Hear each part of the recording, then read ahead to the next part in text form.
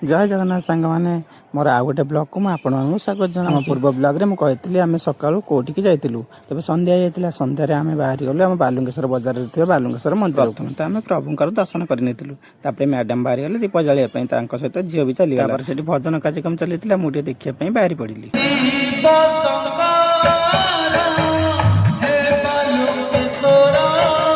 भजन संकीर्तन देखी सारी मुझे बाहरी पड़ी बजार बुलिया भितर से अन्न प्रसाद सेवन व्यवस्था कर मो झील कहला गोटे कौन बेलून नाकू मुझे बेलून बाहरी पड़ी तार तो बेलून बहुत पसंद होता से धरिकी से खेला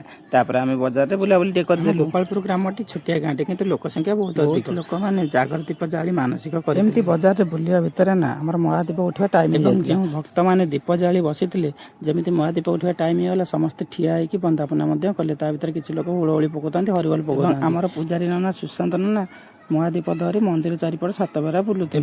सहित संकीर्तन मंडल भाई मैंने भजन कीर्तन कर पचे पचे बुलुले अन्य लोक मैंने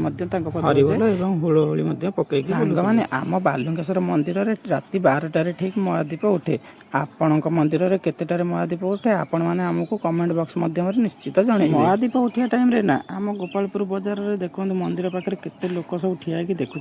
हरिबोल हुड़हुड़ी पकती मंदिर चारिपटे सात बेरा हो नना बाहरी पड़े मंदिर उपरक महादीप धरी चढ़ाई आम मंदिर पूजारी सुशांत नना महादीप को धरी धीरे धीरे मंदिर उपरक चढ़ शेष में पूरा मंदिर उपर नहीं महादीप को रखी भर समस्त हरिबोल हुड़हुड़ी पकाता